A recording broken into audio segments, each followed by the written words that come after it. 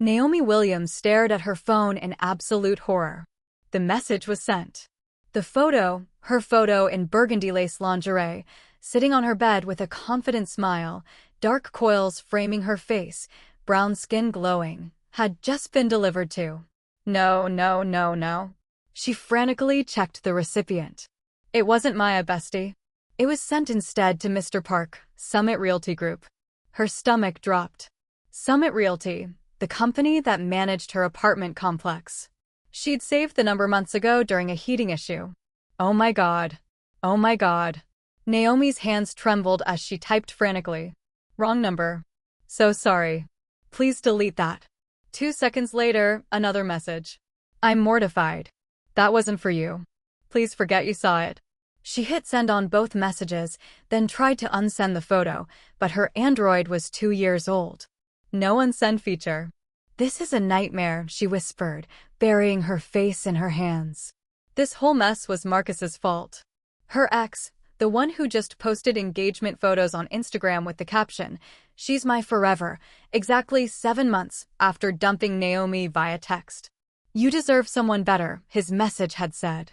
I'm not ready to settle down. Apparently, he was ready, just not with her. So Naomi had done what any newly single woman does when she's feeling low. She'd slipped into her sexiest lingerie, done her makeup flawlessly, taken a confidence-boosting photo to send Maya with the caption, "Still a whole meal." Except she'd sent it to her property manager instead. Could this night possibly get worse? Her phone buzzed. Mr. Park. Apology unnecessary. The photo was appreciated. Naomi's eyes widened. Appreciated? She continued reading. You're even more stunning than I imagined. Keep the lingerie. I'm taking you to dinner. Tomorrow, 8 p.m. Don't be late. What the hell? Who talks like this? She texted back immediately. I don't think you understand. That was a mistake. I don't even know you. His response came like lightning. You will. Tomorrow, 8 p.m. I'll send a car. I'm not going anywhere with you. This is creepy. It's not creepy when it's destiny. Naomi Williams, apartment 4B, 2847, Wilshire Boulevard. Naomi's blood turned cold. He knew her name, her address, her apartment number. Her fingers trembled as she typed. How do you know where I live? I know everything about my properties and everyone in them. Sleep well, Naomi. You'll need your energy for tomorrow. The phone went silent. Naomi stared at the screen, heart hammering. This man, this stranger, knew where she lived, had her photo, and was talking about dinner like it was already decided. Okay, she whispered. Don't panic. He's probably just some weird property manager. You'll call the company tomorrow. Report him. Then her phone buzzed again. Not a text this time. A photo. A penthouse view. Floor-to-ceiling windows overlooking downtown LA at night. Sleek, expensive furniture. And in the reflection of the glass, a man. Tall, dark hair, wearing an expensive suit even at 11 p.m. The caption read, I thought it was only fair you see me too. 8 p.m. tomorrow, Naomi. I don't like waiting. Naomi's hands shook as she zoomed in on the reflection. Holy hell, he was gorgeous. Sharp jawline, perfectly styled hair, the kind of face that belonged in Korean dramas. But something about his eyes, even in the blurry reflection, sent chills down her spine. Those weren't the eyes of a property manager. Those were the eyes of someone dangerous. Naomi didn't sleep that night. She spent hours Googling Mr. Park Summit Realty and found absolutely nothing. No LinkedIn profile. No company website listing employees. Nothing. Who is this guy? She muttered, scrolling desperately. At 6 a.m., she gave up and called Maya. Someone better be dying, Maya answered groggily. Worse. I sent my lingerie photo to a stranger and now he's demanding dinner and he knows where I live. Maya, I think I accidentally seduced a stalker. What? Naomi explained everything. The wrong number, the messages, the penthouse photo. Send me his number, Maya demanded. I'm reverse searching. This creep. 10 minutes later, Maya called back, her voice completely different. Naomi, please tell me you're joking. I'm not joking. Why? What did you find? The number belongs to a private company. I couldn't get details, but I showed the penthouse photo to my cousin David, the one in real estate, and he recognized it immediately. Naomi, that's the Pinnacle Tower penthouse. The most expensive residential property in LA. It sold 3 years ago for $45 million to a private buyer. Naomi's mouth went dry. Who? That's the thing. The buyer's identity was never made public, but David said there are rumors. Really scary rumors about who owns it. What kind of rumors? Maya hesitated. The kind involving the Korean Mafia. Naomi dropped her phone. Naomi, are you there? She scrambled to pick it up. Did you just say Mafia? I'm not saying it's confirmed. I'm saying there are rumors that the penthouse is owned by someone connected to organized crime in Koreatown. Someone powerful. Someone you don't want to mess with. Oh my God, Naomi breathed. Oh my God, I sent a lingerie photo to a mobster. We don't know that for sure. He knew my address, Maya. My apartment number. He sent me a photo from a $45 million penthouse. Normal people don't do that. Okay, breathe. What are you going to do? I'm going to ignore him. Block the number. Pretend this never happened. And if he shows up at your apartment? Naomi's stomach twisted. Don't say that. I'm just saying, Maya took a breath. If this guy really is who I think he is, ignoring him might not be the best strategy. So what? I should just have dinner with a possible criminal? No. God, no. I'm saying maybe you should respond.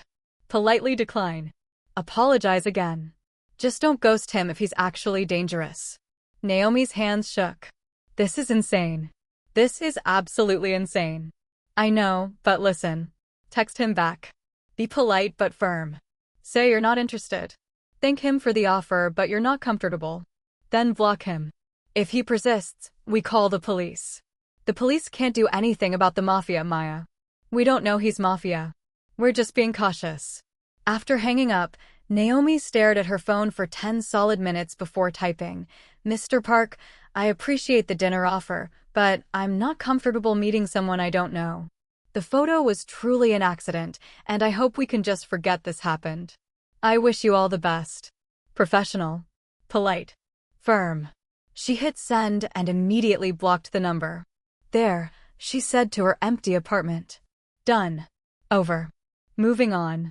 She got ready for work. She was a graphic designer at a small marketing firm and tried to pretend everything was normal. But when she walked out of her building that morning, there was a man waiting. Not Mr. Park. Someone else. Tall, Korean, wearing a suit that probably cost more than her rent, dark sunglasses, hands clasped in front like a bodyguard. Miss Williams, he said in a deep voice. Naomi froze. Who are you? My name is Min. Mr. Kang sent me. Mr. Kang? I don't know any. You know him as Mr. Park. He'll be picking you up tonight at 8 p.m. for dinner. Please wear something elegant.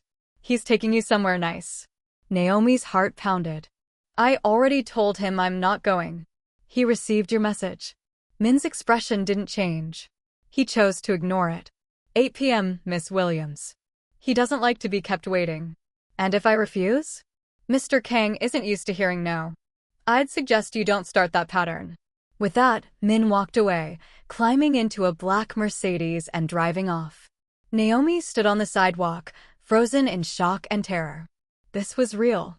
This was actually happening. She'd accidentally sent a lingerie photo to a man who had the money, power, and audacity to just decide she was having dinner with him, whether she wanted to or not. Naomi called in sick. She spent the entire day pacing her apartment, trying to figure out what to do. I could run, she muttered. Pack a bag, stay with Maya, change my number, move apartments. But even as she said it, she knew it was pointless. This Kang, had found her address from one text. He'd sent a literal bodyguard to her building. Running would only make things worse. Okay, new plan. I go to dinner. I explain it was an accident. I apologize. I ask him politely to leave me alone. Then I leave. Simple. Except nothing about this felt simple. At 7 p.m., Naomi stood in front of her closet in her bathrobe, staring at her limited wardrobe. Wear something elegant, Min had said. Most of her clothes were work casual, jeans and blazers, Cute dresses for brunch. Nothing that screamed elegant dinner with possible mafia boss. Except, she pulled out a black dress she'd bought for a wedding last year. Form-fitting, knee-length, sophisticated. It made her curves look amazing and her brown skin glow. "If I'm doing this, I'm at least looking good," she muttered. She did her makeup carefully, natural but polished. Left her natural curls out, framing her face. Added gold hoop earrings and simple heels. When she looked in the mirror, she barely recognized herself. She looked confident, powerful, like a woman who belonged at an expensive dinner, even though inside she was terrified. At exactly 7:55 p.m., there was a knock on her door. Naomi took a deep breath, grabbed her small purse, and opened it. Min stood there, expression neutral. "Miss Williams, you look lovely. Mr. Kang is waiting downstairs." The car, because of course it was a car, not an Uber, was a sleek black Mercedes with tinted windows. Min opened the back door. Inside, it smelled like expensive leather and subtle cologne. And sitting in the back seat, looking at her with those same intense dark eyes from the photo, Kang Dae-Jung. He was even more devastating in person. Late 30s maybe. Perfectly styled black hair with just a hint of silver at the temples. Sharp jawline. Expensive black suit with no tie, the top button undone just enough to seem effortlessly elegant. And those eyes. God, those eyes. Dark, intense, looking at her like she was the only thing in the world that mattered. "Naomi," he said, his voice deep and smooth. "You're even more beautiful in person." She slid into the car, leaving as much space between them as possible. "Mr. Kang Dae-Jung, please." "Mr. Kang," she repeated firmly. "I need you to understand that this whole situation is a mistake. I didn't mean to send you that photo. I don't know you, and I'm not comfortable with any of this." He smiled. Actually smiled, like she'd just said something charming. "You'll feel differently by the end of the night." "No, I won't." "You blocked my number," he continued as if she hadn't spoken. "I found that amusing." "Amusing? Most people don't have the courage to block me." His smile widened. "I like that about you. I'm not trying to be courageous. I'm trying to set boundaries." "Boundaries?" He said the word like it was foreign. Interesting concept. Min started driving. Naomi tried not to panic. "Where are we going?" "Matsuhisa. I have a private room reserved." Matsuhisa. One of the most expensive restaurants in LA. The kind of place where reservations were booked months in advance. "I can't afford, you're not paying. You're my guest." Dae-Jung turned to face her fully. "Naomi, I understand you're nervous. But I promise you, you're safe with me. I have no intention of harming you." "Then why am I here?" "Because I want to know you. The woman who accidentally sent me the most intriguing photo I've received in years. The woman who then had the audacity to tell me to delete it and forget about her." He leaned slightly closer. "You fascinate me." "I'm not fascinating. I'm a graphic designer who made a mistake." "You're beautiful, Bold. You have fire in your eyes even when you're terrified. That's not common in my world." "Your world?" Naomi's heart pounded. "What exactly is your world, Mr. Kang?" He studied her for a long moment.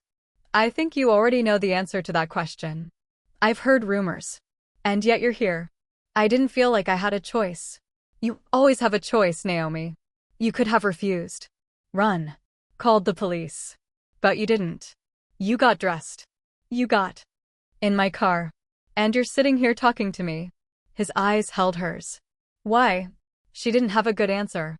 The truth was, part of her was curious. Terrified, yes, but also curious about this man who looked at her like she was precious, who'd sent a car and a bodyguard just to have dinner with her. "I'm here because I want to explain that this was all a misunderstanding," she finally said. "And then I want to go home and never hear from you again." Dae-Jung smiled. "We'll see about that." Matsuhisa was everything Naomi expected. Elegant, intimate, expensive beyond belief. They were led to a private room with sliding doors, a low table, cushions on the floor, traditional Japanese style. Dae-Jung sat across from her, and immediately a server appeared with sake and menus. "Order whatever you'd like," Dae-Jung said. "I don't even know what half of this is," Naomi admitted. "Then let me order for us." "Do you trust me?" "No." He laughed, a real, genuine laugh that transformed his entire face. Honest. I appreciate that. He ordered in fluent Japanese and the server disappeared. They were alone. So Dae-Jung said, pouring sake into both their cups. Tell me about yourself, Naomi Williams. Why? Because I want to know you. You don't even know me. You just saw a photo. I saw a woman who was trying to remind herself of her worth after someone made her doubt it. His eyes held hers. That photo wasn't for a man. It was for you, to make yourself feel beautiful again. Naomi's breath caught. How did your eyes in the photo? They weren't seductive. They were defiant. Like you were proving something to yourself. He took a sip of sake. Am I wrong? She stared at him. No, you're not wrong. So tell me, who made you doubt your worth? My ex-boyfriend. Marcus. He broke up with me 7 months ago and just got engaged to someone else. He's an idiot. The blunt statement made Naomi laugh despite herself. You don't even know him. I know he let you go. That makes him an idiot. Dae-Jung leaned forward slightly. Tell me more. What do you do? What do you love? What makes you happy? And despite every instinct telling her not to, Naomi found herself talking. About her job as a graphic designer. About her dreams of starting her own design firm someday. About her love of old movies and her terrible cooking skills and her obsession with trying new coffee shops. Dae-Jung listened, really listened, asked questions, seemed genuinely interested in her answers. The food arrived, course after course of beautiful, delicious Japanese cuisine. Naomi tried things she'd never even heard of before. This is incredible, she said, tasting Wagyu beef that melted on her tongue. I'm glad you're enjoying it. Dae-Jung watched her with those intense eyes. You have a beautiful smile. You should smile more. Kind of hard to smile when I'm having dinner with a man who basically kidnapped me. I didn't kidnap you. I invited you. You sent a bodyguard to my building with a message that I didn't have a choice. He narrowed his gaze. Did Min threaten you? No. But did I threaten you? Not directly. Then you chose to be here, Naomi. He smiled. Own that choice. She glared at him. You're infuriating. So I've been told. He smiled. Tell me something. If I had texted you asking for a date like a normal person, would you have said yes? No. I don't know you. Exactly. He smiled again. Which is why I had to be unconventional. He refilled her sake. I don't do anything halfway, Naomi. When I want something, I go after it completely. And I want to know you. Why? Because of one accidental photo? Because of the fire in your eyes. Because you blocked me when most people would be too afraid. Because you're sitting here arguing with me instead of trying to flatter me. He leaned closer. You're real. That's rare in my world. Your world, Naomi repeated. You mean the criminal world? Dae-Jung's expression didn't change. Yes. The confirmation should have terrified her. Instead, it felt like honesty. I run certain business operations in Koreatown and beyond, he continued. I won't lie to you about who I am or what I do. But I will promise you this, you will never be in danger from me or from anyone connected to me. That's not exactly comforting. I don't expect you to be comfortable. I expect you to be honest. Can you do that? I've been nothing but honest. Good. Then honestly tell me, are you attracted to me? The question caught her completely off guard. What? It's a simple question. Are you attracted to me? Naomi's face heated. That's a yes. His smile was devastating. Good. Because I'm very attracted to you. You don't just say things like that. Why not? It's the truth. Dae-Jung stood, moving around the table to sit beside her instead of across from her. I believe in being direct, Naomi. I find you beautiful. I enjoy talking to you. I want to see you again. This is insane. Is it? Or is it just honest? His hand reached out gently, tucking a curl behind her ear. I'm not going to hurt you. I'm not going to force you to do anything you don't want to do. But I am going to pursue you. Because that photo, that accidental, beautiful, perfect photo, made me see something I haven't seen in years. What? Someone real. Someone who isn't afraid of me. Someone who looks at me like I'm just a man, not a title or a threat. His thumb brushed her cheek. I want more of that. More of you. Naomi's heart was racing. I don't date criminals. You don't date anyone. You've been single for 7 months, nursing a broken heart over a man who didn't deserve you. Maybe it's time to try something different. Different? You mean dangerous? Maybe. But also exciting. Real. Honest. He pulled back slightly, giving her space. I'm not asking you to be my girlfriend tonight, Naomi. I'm asking you to give me a chance. Let me take you on real dates. Get to know each other. See where this goes. And if I say no, then I'll respect that. I'll leave you alone. But I don't think you want to say no. You're very arrogant. I'm very honest. He smiled. So, what do you say? Will you give me a chance? Naomi looked into those dark, intense eyes and realized something terrifying. She wanted to say yes. Against all logic, all common sense, all self-preservation instincts, she wanted to see where this impossible, dangerous, insane connection could go. One date, she finally said. One real date. And if I don't feel it, you leave me alone. Deal. Dae-Jung's smile was brilliant. Deal. He held out his hand. She shook it. And the moment their hands touched, Naomi felt electricity shoot through her entire body. This was either the best decision or the worst decision of her life. She had a feeling she was about to find out which. The one date turned into 3, then 5. Then Naomi lost count. Dae-Jung was not what she expected. Yes, he was powerful, dangerous, connected to a world she didn't understand. But he was also thoughtful, attentive, surprisingly romantic.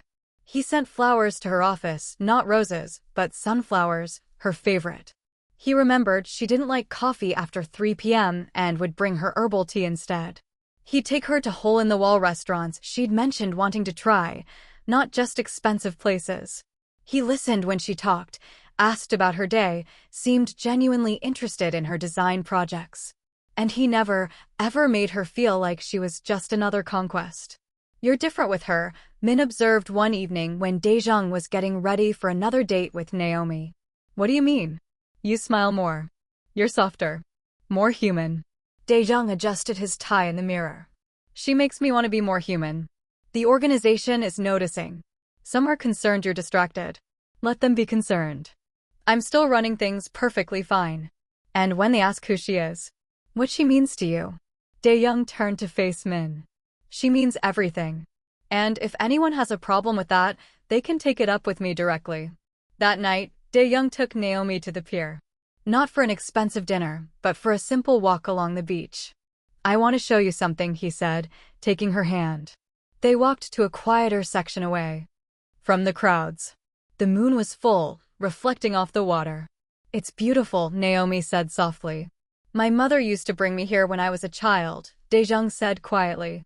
Before she died. She'd tell me that no matter how dark the world got, the moon would always be there to light the way. Naomi squeezed his hand. How old were you when she passed? 12. My father raised me after that. Taught me the business. Made me into what I am now. And what are you? He looked at her. I'm a man who was taught that emotions are weakness. That caring about someone makes you vulnerable. That love is a liability. Do you believe that? I did. Until I met you. He pulled her closer. You make me want to be vulnerable, Naomi. You make me want to care, even though it terrifies me. You? Terrified? The big bad Mafia boss? He smiled. Terrified. Because for the first time in my life, I have something to lose. Someone who matters more than power or money or control. Naomi's breath caught. Dae-Jung, I'm falling in love with you. The words were simple, direct, honest. I know it's fast. I know it's complicated. But it's the truth. And I don't lie to you. Tears filled Naomi's eyes. You can't love me. You barely know me. I know you better than you think. I know you take your coffee with oat milk and 2 sugars. I know you chew your bottom lip when you're concentrating. I know you have a scar on your knee from falling off a bike when you were 7. I know you cry during sad movies and laugh too loud at bad jokes. I know you, Naomi. And I love what I know. I'm not built for your world. Then I'll build a new world. One where you're safe. Happy. Loved. He cupped her face. I'm not asking you to love me back right now. I'm just asking you to let me love you. To give this a real chance. Naomi looked into those dark eyes, so intense, so honest, so completely focused on her, and felt something break open in her chest. "I'm scared," she whispered. "Me too. But I think I'm falling for you too." His smile was like sunrise. "Yeah? Yeah. Even though it's insane and dangerous and probably the worst decision I've ever made." He kissed her then, soft, gentle, like she was something precious. His hands cradled her face and Naomi melted into him, her hands gripping his shirt. When they finally pulled apart, both breathless, Dae-Jung rested his forehead against hers. "I promise you, Naomi Williams, I will never let anything hurt you. You're mine now. And I protect what's mine. I'm not property. You're not property. You're my heart. There's a difference." Naomi laughed, tears streaming down her face. "You're so dramatic. I'm Korean. It comes with the territory." He wiped her tears. "Stay with me tonight. Not for anything physical. Just stay. Let me hold you. Let me prove that this is real." Okay. That night, Naomi slept in Dae-Jung's penthouse for the first time. In his bed. In his arms. And for the first time in 7 months, she felt completely, utterly safe. 2 months into their relationship, everything changed. Naomi was at work when her phone started blowing up. Not calls, texts from numbers she didn't recognize. "Enjoying your gangster boyfriend?" Another text, "Hope he's worth it when you end up dead." And another, "Does your family know you're sleeping with a criminal?" Her hands shook as message after message came through. Dozens of them. All threatening. All terrifying. She immediately called Dae-Jung. "I'm getting threats," she said, voice shaking. Texts. Lots of them. His voice deepened. "Where are you?" "At work." "Stay there," he said instantly. "I'm sending Min. Don't leave the building. Don't talk to anyone you don't know. I'm handling this." Within 15 minutes, Min arrived with 2 other men. They escorted her out of the building and into the car. But instead of taking her to Dae-Jung's penthouse, they took her to what looked like a legitimate office building in Koreatown. Dae-Jung was waiting in a conference room, his expression darker than she'd ever seen it. "Who's doing this?" Naomi asked immediately. "A rival organization. They've been trying to get leverage over me for months. They think they've found it." He pulled her into his arms. "You. So this is my fault?" "This is not your fault.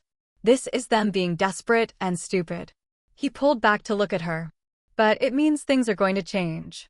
You can't go home. Your apartment isn't safe. You're moving into the penthouse until this is resolved. I can't just move in with you. You can and you will. This isn't negotiable, Naomi. Your safety is more important than your independence right now." "For how long?" "Until I eliminate the threat." The way he said eliminate sent a chill down her spine. "You mean kill them?" "I mean protect you. However necessary." His jaw was tight. "They made a mistake going after you. I'm going to make sure they regret it." That night, Naomi moved into Dae-Jung's penthouse with a hastily packed bag.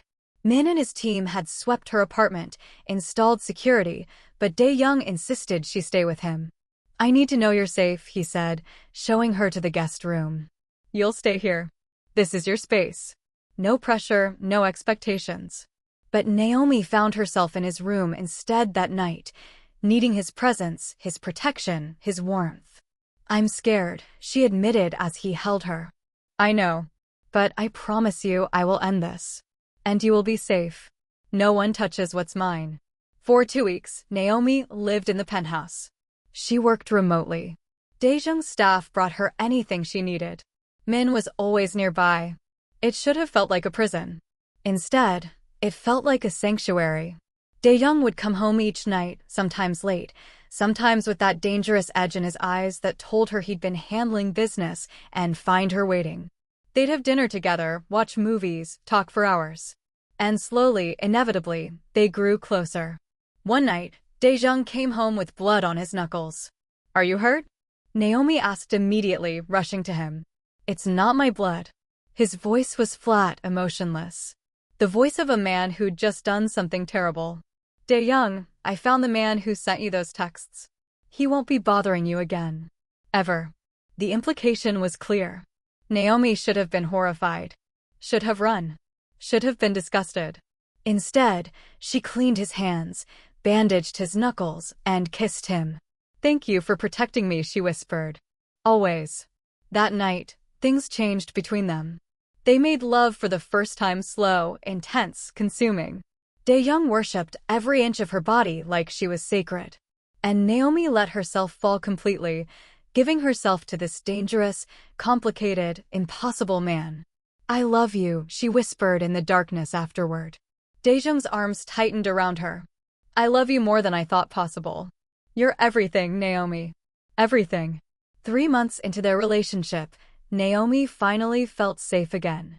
The threats had stopped. Dae-Jung had handled the situation. Life had returned to a new normal. Except it hadn't. Because someone had been watching. Waiting. Planning. Marcus. Her ex-boyfriend. The one who'd broken her heart and gotten engaged to someone else. Except he'd broken off that engagement. And he wanted Naomi back. "She's with someone else now," Maya told him when he showed up at her coffee shop looking for information. "Who?" "Someone way out of your league. Leave her alone, Marcus." But Marcus didn't leave her alone. He started digging, asking questions. And eventually he figured out who Kang Dae-Jung was. And he went to the police. "I have information about organized crime operations in Koreatown," he told them. "And I know someone close to the main target." The police had been trying to build a case against Dae-Jung's organization for years. Marcus's information, combined with the fact that he had Naomi's phone number, her address, her connection to Dae-Jung, made him valuable. So they cut him a deal. Help them get evidence, help them build a case, and they'd protect him from retaliation. Marcus agreed. And he started by planting spyware on Naomi's phone. The same phone she used to text Dae-Jung. To look at his calendar. To occasionally see emails about business meetings. Everything Dae-Jung had kept separate from her world was suddenly accessible to the police through Marcus. Naomi had no idea. Until one morning when she woke up to Dae-Jung's penthouse surrounded by federal agents. "Naomi Williams, you're being detained for questioning regarding your knowledge of criminal activities conducted by Kang Dae-Jung and his associates." "What?" "I don't know anything. You've been living with him for 3 months. You have access to his communications. You're either an accomplice or a witness. Either way, you're coming with us." They took her to a federal building. Separated her from Dae-Jung, who was being arrested in another location. Put her in a cold interrogation room for hours. Finally, 2 agents came in. "Miss Williams, we know you're not involved in Mr. Kang's criminal activities. But we also know you have information that could help us build our case. I don't know anything about his business. But you live with him. You have access to his phone, his calendar, his emails. I never look at those things. We have evidence that suggests otherwise." They slid a folder across the table. "This is data pulled from your phone. Texts, photos, location data, all synced to cloud storage. Which means we have everything Mr. Kang has sent you for the past 3 months." Naomi's blood ran cold. That's private. It's evidence. And it's enough to put Mr. Kang away for a very long time. Unless you cooperate. Cooperate how? Testify. Tell us what you know about his operations. Help us build our case. In exchange, we'll grant you immunity and witness protection. I won't betray him. Even if it means going to prison yourself as an accomplice? Naomi stared at them. You're bluffing. Are we? You've received money from him. Lived in properties he owns. Been present at locations where criminal activities have occurred. A good prosecutor could make a very convincing case that you're complicit. I love him. He's a criminal. Love doesn't change that. The agent leaned forward. Help us, Miss Williams. Or go down with him. Your choice. Naomi sat in that room for 6 hours. Refusing to answer questions. Demanding a lawyer. Insisting she knew nothing. Finally, they let her go. But not before warning her. We're building our case with or without you. But if you're smart, you'll distance yourself from Kang Dae-Jung before it's too late. When Naomi finally got back to the penthouse, escorted by men who'd been negotiating her release, Dae-Jung was waiting. He'd been released too. His lawyers were too good, the evidence too circumstantial. But the damage was done. They have my phone data, Naomi said, collapsing into his arms. Everything I've ever texted you. Every photo. I know. His voice was tight. They got a warrant for cloud backups. It's not enough to convict me, but it's enough to cause problems. How did they even know to look? Someone gave them information. Someone close. Dae-Jung's jaw was tight. I'm finding out who. It took 2 days. 2 days of Dae-Jung's organization tearing apart every possible lead. And then they found it. The spyware on Naomi's phone. Installed remotely. Traced back to Marcus. Your ex-boyfriend, Dae-Jung said, his voice deadly quiet. He's been working with the feds. Using you to get to me. Naomi felt sick. Marcus did this? He planted spyware on your phone. Probably when you were still together. Activated it recently. Everything you've texted me, every photo, every location, he's been feeding it to the police. Oh my God. He's trying to send me to prison. And he's using you to do it. Naomi's hands shook. What are you going to do? Dae-Jung looked at her with those dark, dangerous eyes. What do you want me to do? I want you to let the police handle it, Naomi said. I want you to be better than him. Better than this. Naomi, please. Dae-Jung. If you kill him, you become exactly what they say you are. You prove them right. He tried to destroy us. To use you against me. To send me to prison. I know. And it's sick and wrong and I hate him for it. But I don't want you to become a murderer because of him. Naomi grabbed his face. I love you. And I need you here with me. Not in prison for revenge. Dae-Jung closed his eyes, pulling her close. You're asking me to let him walk away. I'm asking you to be the man I fell in love with. The man who told me his mother taught him there's always light, even in darkness. Be that man. Not the one your father made you. For a long moment, Dae-Jung said nothing. Then okay. Okay. I won't kill him. But he doesn't get to walk away clean. Dae-Jung pulled back to look at her. I have evidence of him tampering with your phone without permission. Hacking. Installing spyware. That's federal crimes. I'll turn it over to my lawyers. They'll handle it legally. Really? Really? For you. He kissed her forehead. But he's getting prosecuted. And when he inevitably makes a deal with the feds to testify against me, my lawyers will tear apart his credibility as a criminal himself. He won't be able to hurt us. And us? What happens to us? We disappear for a while. Let things cool down. I have properties in other states, other countries. We'll go somewhere safe until my lawyers clean this up. I can't just leave my life. You can work remotely. I'll make sure you have everything you need. And when it's safe, we'll come back. He held her tight. I'm not losing you, Naomi. Not to the police, not to your ex, not to anyone. 2 days later, they left Los Angeles. Dae-Jung had a property in Hawaii. A beautiful house on a private beach, far from the chaos and danger of their normal lives. For 3 months, they lived there. Just the two of them. Min and minimal security nearby, but mostly it was peace. Naomi worked on her design projects remotely. Dae-Jung ran his organization through encrypted communications.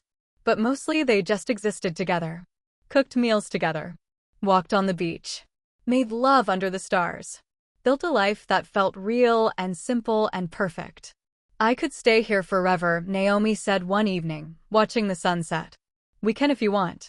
Dae-Jung pulled her close. I'm done, Naomi. With all of it. My lawyers are negotiating my complete exit from the organization. I'm transferring leadership to my second-in-command. Legitimizing all my remaining business interests. I'm getting out. Naomi turned to stare at him. What? But that's your entire life. You're my entire life. Everything else is just noise. He took her hand. I told you I'd build a new world for you. I meant it. A world where you're safe. Where we can be together without looking over our shoulders. Where I can be the man you deserve. Tears filled Naomi's eyes. You'd really give all that up for me? I'd give up anything for you. He got down on one knee. Naomi's breath caught. I don't have a ring yet. We left LA too fast. But I'll get you any ring you want. 10 rings. Whatever makes you happy. He smiled. But I need to ask you now before another second passes. Naomi Williams, will you marry me? Will you let me spend the rest of my life loving you, protecting you, building a life that's ours and only ours? Yes, Naomi sobbed. God, yes. Yes, I'll marry you. He stood, kissed her deeply, spun her around as she laughed through her tears. "I love you," he murmured. "My accidental perfect mistake. My beautiful chaos. I love you too, my dramatic Korean gangster." "Former gangster." "Right. Former." She agreed, kissing him again. 1 year later, Naomi stood in the gallery space, looking at the photographs on the walls. Her photographs. After Hawaii, she and Dae-Jung had settled in Seattle. Far from LA. Far from his old life. He'd kept his promise. Completely exited the organization. Legitimized all his business holdings. Became a boring, legal businessman. And Naomi had finally opened her own photography studio. The gallery showing was her first big event. Black and white portraits, landscapes, street photography. And one photo that everyone kept coming back to. A shot of two hands clasped together. One light, one dark. A simple gold band on one finger. "That's my favorite," Dae-Jung said, coming up behind her and wrapping his arms around her waist. "Mine too." Naomi leaned back against him, feeling the solid warmth of her husband. They'd married 6 months ago in a small ceremony on the beach. And smiled. "How's it feel being a successful photographer?" "Surreal. Amazing. Like I'm finally where I'm supposed to be." "You are. And I'm so proud of you." He kissed her neck. "Ready to go? We have dinner reservations in a minute. I want to enjoy this a little longer." They stood together, looking at her work. At the evidence of the life they'd built together. "You know what's funny?" Naomi said softly. "What?" "If I hadn't accidentally sent you that photo, none of this would have happened. I'd probably still be in LA, working a job I hated, pining over Marcus. And I'd still be a miserable bastard running a criminal empire with no one to come home to. So basically, that wrong number was the best mistake I ever made. Best mistake we both ever made." Dae-Jung turned her to face him. "I love you, Naomi Kang." "I love you too, Dae-Jung Kang." He kissed her right there in her gallery, in front of all her photographs, surrounded by the life they'd built from one accidental, perfect, beautiful mistake. And Naomi thought, this is what happiness feels like. Not perfect, not simple, but real. And completely, wonderfully hers. The end. Final message: sometimes the wrong number is exactly the right person. Sometimes love finds you in the most unexpected, unconventional way. And sometimes one accidental photo can change absolutely everything. If you enjoyed this story, besties, please like. Also, drop your comments in the comments section. Would you accidentally text a mafia boss? What would you do in Naomi's situation? Thank you for watching, and I'll see you in the next one.